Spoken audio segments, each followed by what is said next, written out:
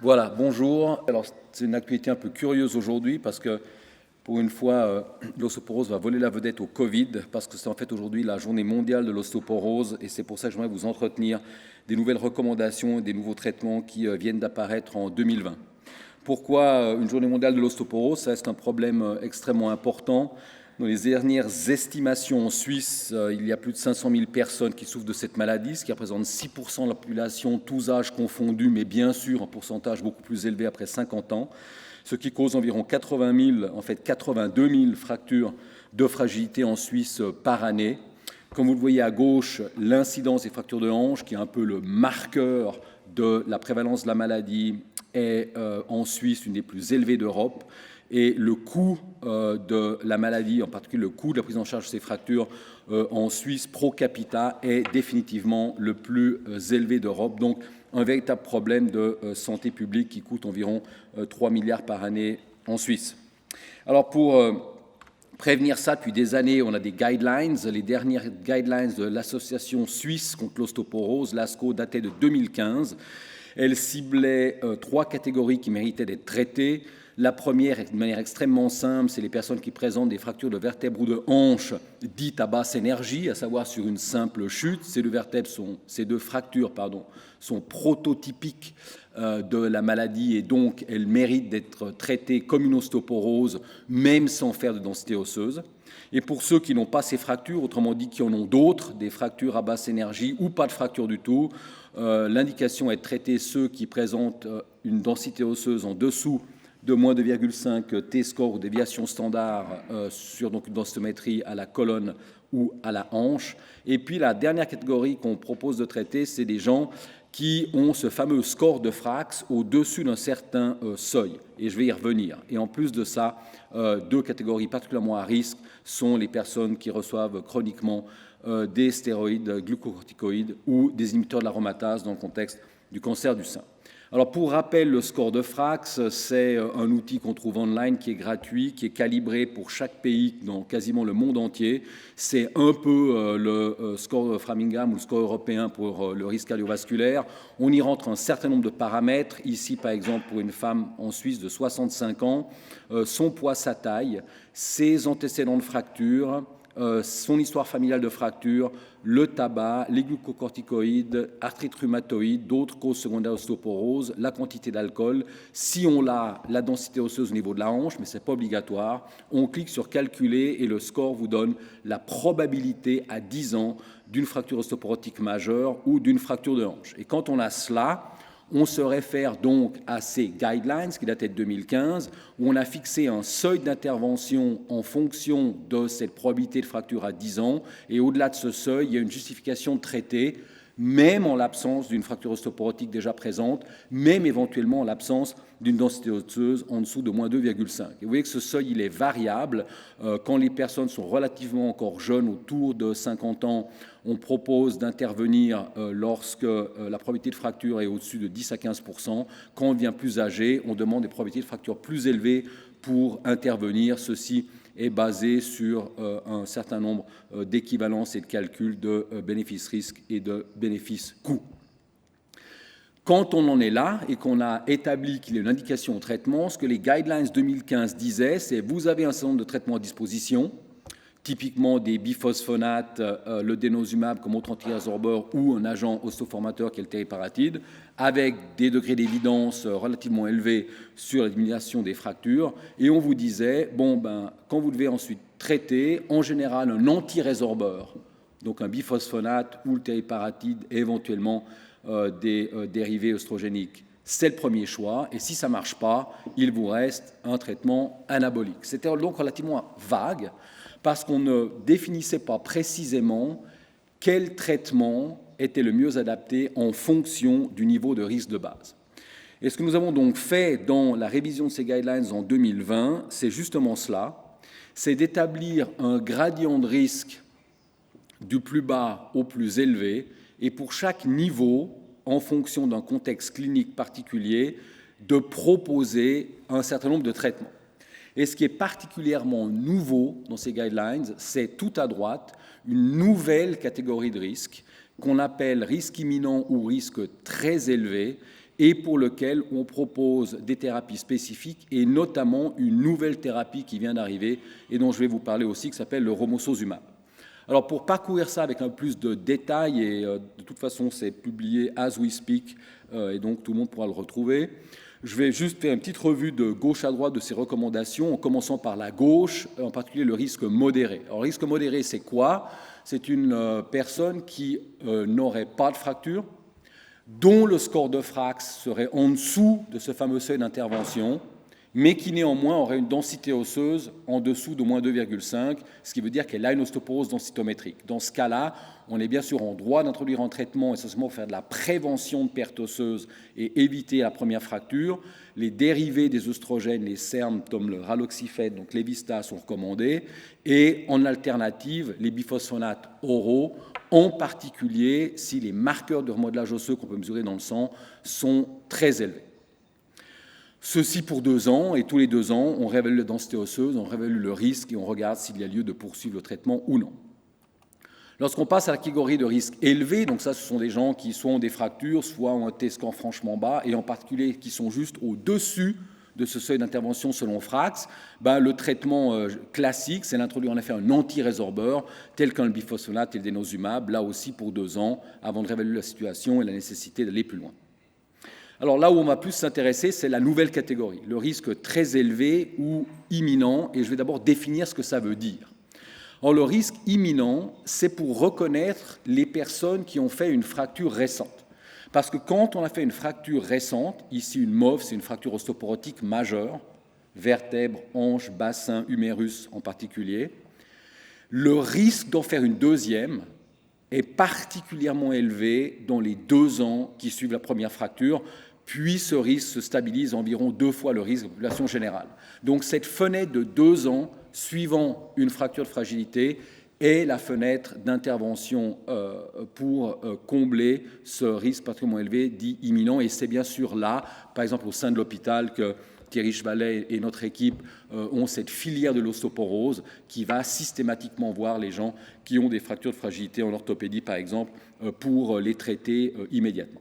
Et la raison d'ailleurs pour laquelle on s'intéresse à ce risque imminent, c'est que si vous regardez les deuxièmes fractures après une fracture majeure, 50% de toutes les deuxièmes fractures surviennent dans ces 2 ans. Donc on a là vraiment une opportunité de réduire le risque lorsqu'on intervient tôt. La deuxième catégorie, tout à droite du schéma, qui va avec le risque imminent, c'est ce qu'on appelle le très haut risque.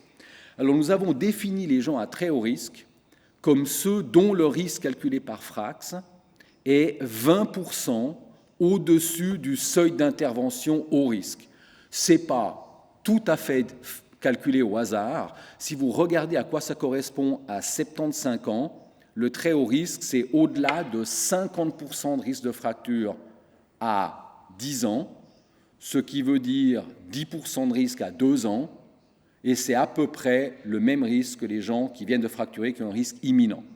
Et donc, c'est un seuil, de nouveau, qui est variable en fonction de l'âge, qui définit cette nouvelle catégorie dite à très haut risque. Alors, je vous donne 2 exemples cliniques de à quoi ça peut ressembler, le très haut risque. Femme de 55 ans, fracture du poignet 4 ans en arrière, un BMI à 20, fumeuse, avec une histoire familiale de fracture, un T-score à la hanche à moins 2,7, ce qui n'est pas particulièrement bas. Son risque calculé selon Frax à 10 ans, c'est 34%. Ceci la qualifie comme étant à très haut risque. Deuxième exemple, une femme de 70 ans qui a une fracture vertébrale prévalente dépistée par hasard sur une radio du thorax de profil, qui est sous prédnisone 5 mg à cause d'une petite maladie inflammatoire cutanée qui fait que son docteur veut la maintenir sous ce traitement, dont la densité à la hanche, cette fois-ci un peu plus faible, moins 3,1. Son risque calculé à 10 ans est de 46%. Elle est, pour son âge, dans cette catégorie à très haut risque. Nous avons estimé qu'en Suisse, avec cette nouvelle catégorie, environ 5 à 7% des femmes de plus de 50 ans sont à très haut risque de fracture. Alors, dans ce cas-là, lorsqu'on a ces patientes à haut risque ou à très haut risque, comment traiter selon ce nouvel algorithme? Alors, ça dépend un peu du contexte clinique. S'il y a une fracture vertébrale, on sait dans ces circonstances, et je vais vous montrer une étude qui le justifie, que le tériparatide, le Forsteo, en injection quotidienne pendant 2 ans, est un excellent traitement. S'il y a au contraire une fracture de hanche qui est déjà là, on a une étude déjà ancienne, mais unique en son genre, qui avait recruté des femmes avec fracture de hanche récente et qui avait montré que l'acide zolédronique, l'Aclasta, en perfusion annuelle, est un traitement qui permet de réduire de 35% les fractures secondaires dans ce contexte.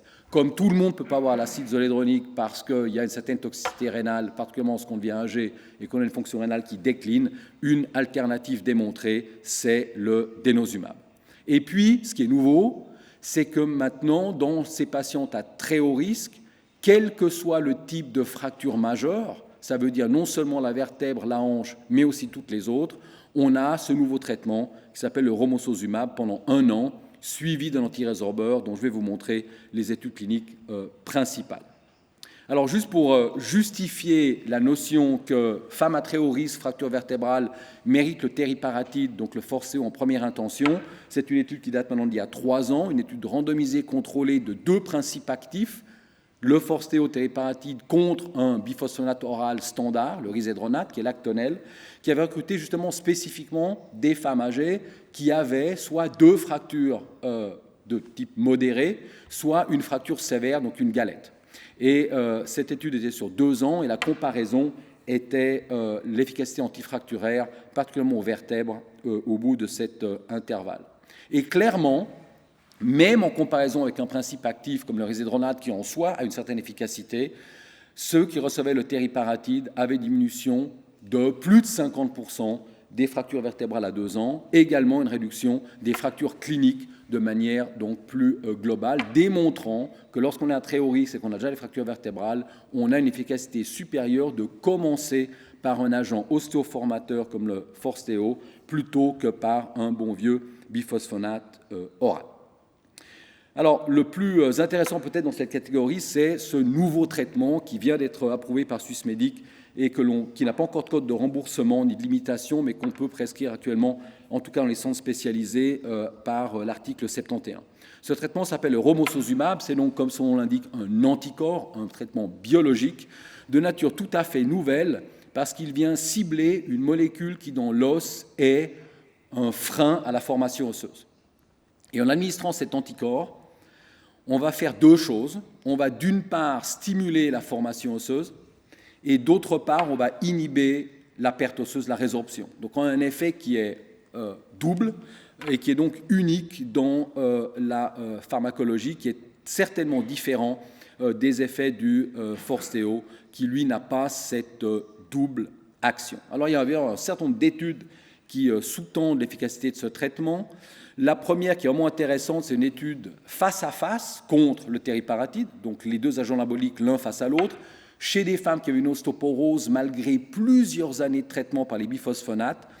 C'est une étude qui ne regardait pas les fractures, mais les changements de densité osseuse. Et ce schéma résume assez bien la puissance de ce nouveau traitement, puisque les gains de densité osseuse ici, au niveau de la colonne lombaire, étaient du double des gains enregistrés sous tériparatide, qui lui-même est l'agent le plus puissant qu'on a pour regagner la densité au niveau vertébral. Il en allait de même au niveau de la hanche. Alors, les études antifractures de ce romosozumab, de ce nouveau traitement, il y en a 2 qui sont majeures. La première, c'est une étude contre placebo chez des femmes ménopausées, ayant une ostéoporose densitométrique, mais en risque relativement modéré, c'est-à-dire qu'il n'y en avait que 25% qui avaient une fracture vertébrale au baseline. C'est pourquoi on pouvait se permettre de faire une étude placebo. Cette étude-là, elle a montré l'efficacité antifracturaire du romosozumab. Alors là, ce qui est intéressant, c'est que la structure de cette étude, c'est 1 année de ce nouveau traitement romosozumab contre placebo, et dès la 2e année, tout le monde reçoit le denosumab, le Prolia. Alors la première année contre placebo, forcément, on a une diminution très marquée des fractures vertébrales sous ce traitement, et sur 24 mois, c'est-à-dire à la fin de la 2e année, quand ensuite tout le monde est sous denosumab Prolia, on maintient ce bénéfice antifracturaire par rapport à ceux qui ont commencé par le placebo et qui ont eu le denosumab après. Autrement dit, de commencer par un puissant traitement à la fois ostéoformateur et antirésorbeur, ça vous donne un avantage au départ qui persiste dans le temps. Et vous voyez ici sur le Kaplan-Meier des fractures cliniques avec 2 courbes qui se séparent dès la première année, avec le romosozumab où on voit moins de fractures cliniques, et puis quand tout le monde passe au denosumab, les courbes continuent de s'écarter. Autrement dit, cette séquence romosozumab, denosumab vous offre une efficacité qui cumule dans le temps par rapport à des gens qui commenceraient un traitement plus tard. En termes d'effets secondaires, dans cette étude, il n'y avait aucune différence remarquable entre les groupes. La deuxième étude, qui est plus pertinente aux guidelines actuels, puisqu'on a mis ce romosozumab pour la catégorie risque imminent, très haut risque, c'est une étude qui a effectivement recruté des femmes à très haut risque. Et c'est une étude comparative, dès la première année, entre le romosozumab et l'alendronate, le bon vieux Fosamax. Quand je dis que c'était les patients qui tombent bien dans cette catégorie à très haut risque, il faut voir leurs caractéristiques au baseline, âge moyen 75 ans, des T-scores, donc des densités osseuses au niveau de la hanche et des vertèbres, presque à -3. 100% avaient été recrutés sur la base de fractures vertébrales et la plupart avaient des fractures modérées ou sévères. Et en plus, un tiers avait déjà des fractures dans le squelette périphérique. Donc vraiment une catégorie qui fit parfaitement avec ce que nos guidelines définissent comme étant le très haut risque. Et là, la structure de l'étude, c'était romosozumab versus alendronate la première année, et après, tout le monde sous alendronate pendant encore 2 ans. Donc là aussi, comme contre placebo, dès la première année contre alendronate, on a une diminution des fractures vertébrales significative, en plus des bénéfices déjà démontrés de l'alendronate, donc c'est un effet supplémentaire, 37% de réduction, et puis ensuite, jusqu'à la fin de la deuxième année, on garde cet avantage d'avoir commencé avec le romosozumab, puisqu'on a cumulativement 50% de fractures vertébrales en moins. C'est la même chose sur les autres types de fractures. Vous voyez que le groupe qui commence par le romosozumab avant d'aller au Fosamax a 27% de fractures cliniques en moins à la fin de la période d'observation, 20% de fractures non vertébrales en moins, 38% de fractures de hanche en moins. Donc tout ça contre un principe actif, et c'est dans le fond la première fois qu'on a dans l'ostéoporose un traitement qui démontre être plus efficace qu'un autre traitement standard sur tous les types de fractures. Le petit bémol à cette étude-ci, c'est que parmi les effets secondaires enregistrés, il y avait peu, mais significativement plus de cas d'infarctus et d'AVC dans le groupe romosozumab que dans le groupe alendronate durant ces 12 premiers mois. Alors c'est très peu de cas, mais c'est significativement différent. Ceci alors même que dans l'étude contre placebo, il n'y avait pas de différence dans les événements cardiovasculaires entre le principe actif et le placebo. Et donc il y a un doute à l'heure actuelle, si ce n'est une certitude, de savoir si chez certains patients, particulièrement à haut risque cardiovasculaire, le romosozumab pourrait déclencher un de ces événements.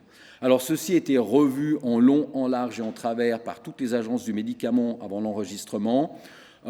Ça, c'est les conclusions de la FDA aux États-Unis. Donc les événements cardiovasculaires majeurs sont plus élevés dans le romosozumab, plus bas dans l'alendronate. Difficile de discerner si c'est à cause du romosozumab ou grâce à l'alendronate qu'on en a eu moins. Dans tous les cas, les agences, et en particulier Swissmedic, ont choisi donc de mettre une limitation au traitement qui sera contre-indiquée chez les patients qui ont une histoire d'infarctus ou d'attaque cérébrale. Donc je reviens à mon schéma actuel où il s'agit donc dans un premier stade de classer les patientes en fonction de leur niveau de risque basé sur leurs antécédents de fracture, leur âge, leur densité osseuse et surtout sur ce score de Frax. Lorsqu'on tombe dans cette catégorie risque imminent parce que fracture récente ou très haut risque, en fonction du type de fracture récente, on a un certain nombre de choix, mais ce que vous voyez de principes généraux, c'est que dans ces catégories à très haut risque, la tendance ou la proposition, c'est de commencer par des traitements parentéraux plutôt que de commencer par un biphosphonate oral standard et de réévaluation à 2 ans pour voir comment poursuivre. Pour ce qui est du traitement à long terme, il y a d'autres recommandations qui ont déjà été faites il y a 2-3 ans et sur lesquelles je n'ai pas le temps de m'appesantir aujourd'hui. Voilà, c'est ce que je voulais vous dire et cette diapositive me servira de diapo de résumé et de fin. Merci pour votre attention.